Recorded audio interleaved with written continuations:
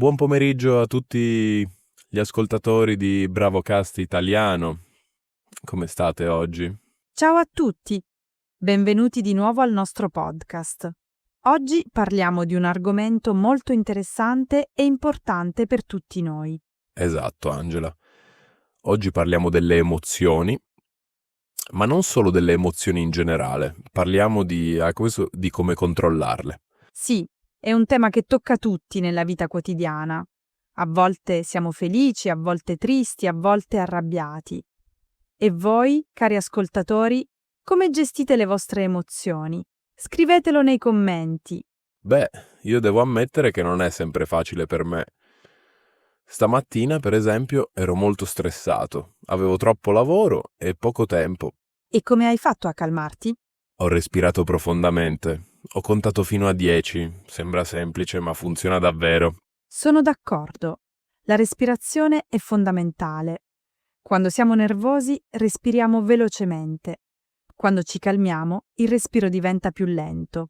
Proprio così. Ma dimmi, Angela, tu come fai quando sei arrabbiata? Ti arrabbi spesso? Ah, questa è una bella domanda. Io cerco di non arrabbiarmi troppo, ma a volte succede. Tutti ci arrabbiamo, è normale. Certo, è umano. Ma la domanda è, cosa facciamo con questa rabbia? Ecco, io ho imparato una cosa importante. Quando sono arrabbiata, non parlo subito. Aspetto un po', magari un'ora, magari un giorno. Saggia decisione. Quando siamo arrabbiati possiamo dire cose che non pensiamo veramente, cose che poi ci dispiace aver detto. Esattamente. Le parole hanno un grande potere. Possono far male, possono ferire le persone che amiamo. È vero, mio nonno diceva sempre conta fino a 10 prima di parlare quando sei arrabbiato, conta fino a 100 quando sei molto arrabbiato. Tuo nonno era un uomo saggio e aveva ragione. Il tempo ci aiuta a pensare meglio, a vedere le cose con più chiarezza. Assolutamente, ma parliamo anche di altre emozioni. Cosa fai quando sei triste, Angela? Quando sono triste, mi piace parlare con qualcuno.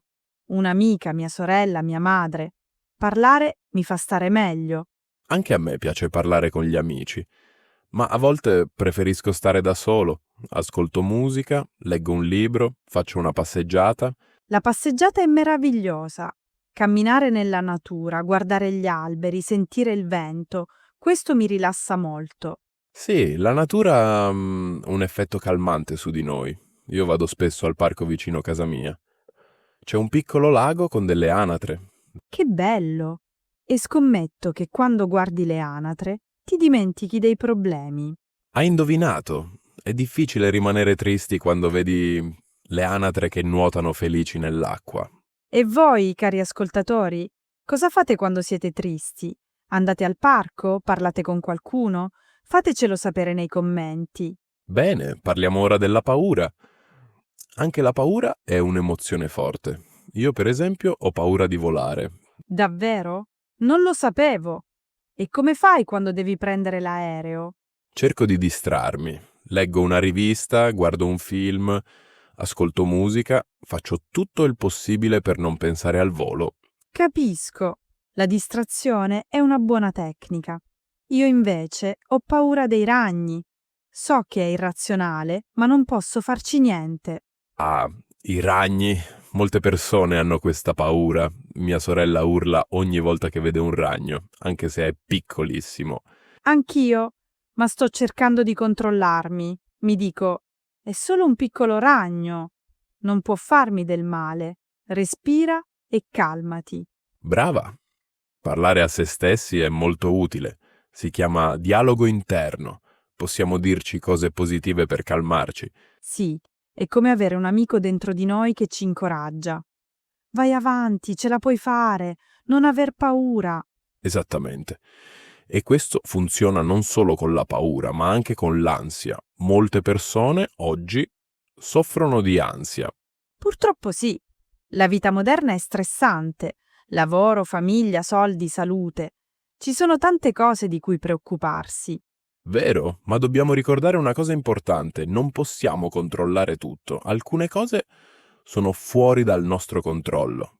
Questo è un punto fondamentale, Stefano. Dobbiamo accettare quello che non possiamo cambiare e concentrarci su quello che possiamo cambiare. Precisamente, per esempio, non posso controllare il traffico la mattina, ma posso controllare quando esco di casa. Posso uscire prima per evitare lo stress. Ottimo esempio. È questione di trovare soluzioni pratiche. Non possiamo eliminare tutti i problemi, ma possiamo affrontarli meglio. E un altro consiglio importante, dormire bene. Quando siamo stanchi, le emozioni sono più difficili da controllare. Hai ragione. Quando non dormo abbastanza, mi arrabbio facilmente. Tutto mi sembra più difficile, più pesante. Io divento nervoso e impaziente, quindi cerco sempre di dormire almeno 7 ore ogni notte. Anche io. E cerco di non guardare il telefono prima di dormire. La luce blu dello schermo disturba il sonno. Brava! Anche questo è un modo di prendersi cura di se stessi. E quando ci prendiamo cura di noi, gestiamo meglio le emozioni. Assolutamente. Parlando di prendersi cura di sé, anche l'esercizio fisico aiuta molto.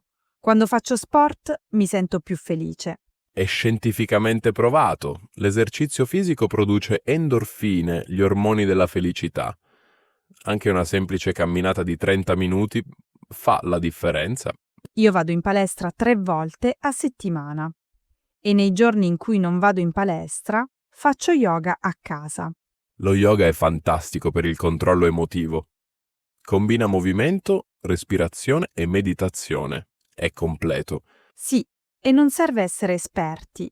Ci sono tanti video su internet per principianti. Io ho iniziato così, con video semplici.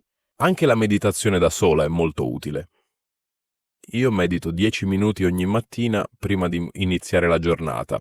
E ti aiuta? Tantissimo. Mi sento più calmo, più concentrato.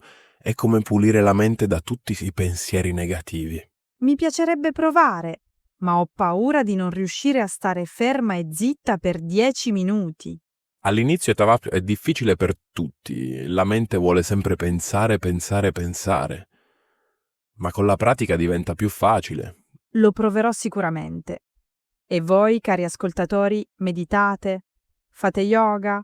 Quali tecniche usate per rilassarvi? Scrivetelo nei commenti, siamo curiosi. Bene, parliamo ora di un'emozione positiva, la gioia. Anche le emozioni positive vanno gestite, sapete? Ah sì? In che senso? Nel senso che a volte siamo troppo eccitati, troppo euforici, e questo può portare a decisioni impulsive. È vero! Io quando sono molto felice spendo troppi soldi. Vado nei negozi e compro cose che non mi servono. Ecco, questo è un esempio perfetto. L'euforia ci fa sentire invincibili. Pensiamo, va tutto bene, posso fare qualsiasi cosa. E poi, il giorno dopo, guardiamo il conto della carta di credito e pensiamo: cosa ho fatto? Esatto. Quindi anche con le emozioni positive dobbiamo mantenere un equilibrio. Non troppo su, non troppo giù. Questo equilibrio si chiama stabilità emotiva, vero? Sì, proprio così. Le persone emotivamente stabili non hanno oscillazioni estreme, sono più o meno costanti. Ma questo non significa essere senza emozioni, giusto? Significa solo gestirle meglio. Esattamente. Le emozioni sono belle, sono naturali, sono umane. Non dobbiamo eliminarle, dobbiamo solo controllarle. Come un pilota che controlla un aereo. L'aereo può salire e scendere, ma il pilota lo guida con sicurezza. Bellissima metafora, Angela. Noi siamo i piloti delle nostre emozioni. Possiamo guidarle invece di esserne guidati. Mi piace molto questa idea. Ci dà un senso di potere, di controllo sulla nostra vita. E questo è importante. Molte persone si sentono vittime delle proprie emozioni. Dicono, non posso farci niente, sono fatto così. Ma non è vero. Possiamo cambiare, possiamo migliorare. Richiede tempo e pratica, ma è possibile. Certamente. È come imparare a suonare uno strumento. All'inizio è difficile, poi diventa sempre più facile. E un'altra cosa importante. Non dobbiamo giudicarci troppo duramente. Tutti facciamo errori. Tutti perdiamo il controllo a volte. Verissimo. L'importante è riconoscere l'errore, imparare da esso e andare avanti, non serve torturarsi.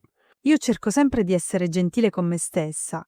Se faccio un errore mi dico, va bene, sei umana, la prossima volta farai meglio. Questa si chiama autocompassione. È molto importante per il benessere emotivo. Sì, dobbiamo trattare noi stessi come trattiamo un buon amico, con gentilezza, comprensione e pazienza. E parlando di amici, anche le relazioni sociali sono fondamentali per la salute emotiva. Avere persone con cui parlare, ridere e condividere. Assolutamente. Gli amici e la famiglia sono un tesoro. Nei momenti difficili ci sostengono, nei momenti felici condividono la nostra gioia. Io ho un gruppo di amici che conosco da 20 anni. Ci vediamo una volta al mese per cena. È un appuntamento fisso. Che bello! E scommetto che dopo queste cene ti senti meglio, più leggero. Sempre. Ridiamo, scherziamo, parliamo dei nostri problemi. È terapeutico. E non serve avere tanti amici. Anche uno o due amici veri fanno la differenza. Sono d'accordo. Qualità, non quantità. È meglio avere pochi amici sinceri che tanti conoscenti superficiali. E voi, cari ascoltatori, avete amici con cui condividete le vostre emozioni? Parlate dei vostri sentimenti? È importante, sapete? Sì, è molto importante, cioè soprattutto per gli uomini che spesso hanno difficoltà a esprimere le emozioni. È vero, Stefano. La società dice agli uomini: sii forte, non piangere, non mostrare debolezza. Ma questo non è sano. No, per niente, anche gli uomini hanno il diritto di piangere, di essere tristi, di chiedere aiuto. Non è una debolezza, è forza. Esattamente. Ci vuole coraggio per mostrare le proprie vulnerabilità, per dire: ho bisogno di aiuto. E questo vale anche per le donne, naturalmente. Anche se la società è più tollerante con le emozioni femminili. Sì, ma c'è ancora molto stereotipo. Le donne vengono spesso chiamate troppo emotive o isteriche quando esprimono rabbia o frustrazione. Purtroppo è vero. Dobbiamo superare questi stereotipi. Le emozioni sono umane, non maschili o femminili. Tutti abbiamo emozioni, tutti abbiamo il diritto di sentirle e di esprimerle in modo sano. Parlando di modi sani, c'è anche un modo non sano di gestire le emozioni. Vogliamo parlarne? Sì, è importante. Alcune persone usano alcol, cibo o altre sostanze per dimenticare le emozioni negative. Questo è molto pericoloso. Non risolve il problema, lo nasconde solo temporaneamente e può creare dipendenza. Esatto. Io conosco persone che mangiano troppo quando sono tristi. Il cibo diventa un modo per riempire un vuoto emotivo. E io conosco persone che bevono alcol quando sono stressate, ma il giorno dopo il problema è ancora lì, più l'hangover. Quindi queste non sono soluzioni. Sono scappatoie che creano altri problemi. Precisamente, la vera soluzione è affrontare l'emozione, capirla, accettarla e trovare modi sani per gestirla. Come quelli di cui abbiamo parlato oggi. Respirazione, esercizio fisico, meditazione, parlare con amici. Esatto, e se le emozioni sono troppo forti, troppo difficili da gestire da soli, c'è sempre l'opzione di parlare con un professionista. Sì, uno psicologo o uno psicoterapeuta. Non c'è niente di male nel chiedere aiuto professionale. Anzi, è un segno di intelligenza e maturità. Riconoscere quando abbiamo bisogno di aiuto è importante. Io ho fatto terapia alcuni anni fa. Dopo un periodo molto difficile della mia vita, mi ha aiutato tantissimo. Brava per averlo condiviso, Angela. Parlare di salute mentale senza vergogna è fondamentale. Grazie Stefano. Voglio che i nostri ascoltatori sappiano che non sono soli. Se stanno attraversando un momento difficile, ci sono persone che possono aiutare. Assolutamente. E ora, prima di concludere, voglio fare un piccolo esercizio con voi, cari ascoltatori. Oh, interessante. Di cosa si tratta? Chiudete gli occhi per un momento, respirate profondamente, inspirate contando fino a 4, trattenete il respiro per 4, espirate contando fino a 4. Questa è la tecnica della respirazione quadrata, vero? Sì, esatto. È molto efficace per calmarsi rapidamente. Provatela quando siete stressati o ansiosi. Io la uso spesso, funziona davvero bene e il bello è che possiamo farla ovunque, in ufficio, in autobus, a casa. Proprio così. Non serve niente, solo qualche minuto e la volontà di fermarsi e respirare. È un regalo che facciamo a noi stessi, un momento di pace nel caos della giornata. Bene, cari ascoltatori, siamo arrivati alla fine del nostro episodio di oggi. Speriamo che questi consigli vi siano utili. Ricordate, le emozioni sono normali e naturali, non abbiate paura di sentirle, ma imparate a gestirle in modo sano. E non dimenticate di scrivere nei commenti le vostre tecniche per controllare le emozioni. Vogliamo imparare anche da voi. Sì, create una bella comunità qui su Bravocast Italiano. Condividete le vostre esperienze, supportatevi a vicenda. E se vi è piaciuto questo episodio mettete un like e iscrivetevi al canale. Ci aiuta molto. Ogni settimana parliamo di temi diversi, sempre in italiano semplice e naturale. Perfetto per chi sta imparando la lingua. E anche per chi vuole semplicemente ascoltare una conversazione rilassante in italiano. Esatto! Allora, vi auguriamo una bellissima giornata o una bella serata, dipende da quando ci state ascoltando. Restate calmi. Sorridete spesso e ricordate, voi siete i piloti delle vostre emozioni. A presto, cari amici di Bravocast Italiano. Ciao a tutti e a prestissimo. Ciao ciao!